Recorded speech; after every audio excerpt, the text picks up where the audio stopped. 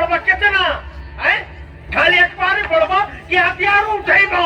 अरे हम का करी, हमार दिमाग के तो नशे ब्लॉक हो गई बा। दिमाग के ना तार हिम्मत के नस ब्लॉक हो गई बा। तू क्या आगे बढ़ो? हाँ हम क्या कहना मामू कि एक बहे को नील कहते हैं और चले को तीर कहते हैं। अरे बाबूजी वो कहाँ आई लौट के भवानीपुर में? ये तू डरा गई बड़ो। चुप करा ज्वाला, चुप करा। अबे थाना पे वो राजस्व थानेदार नहीं खे हो जब 5,000 रुपये में हमारे दुम के पीछे घूमत रहल। आज यहाँ सोम प्रकाश इंस्पेक्टर बा। अब हमनी के जे भी काम करे बस दिमाग से करे, बस दिमाग से।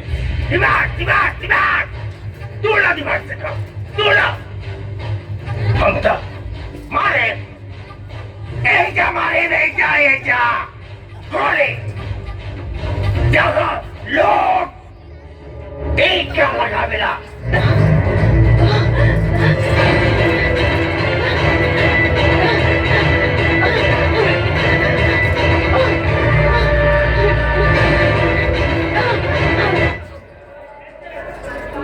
₹435 लाओ। पैसा नहीं के भैया। बहन जी किसी से मांग लो, बिना पैसे की टिकट कैसे दे दूं?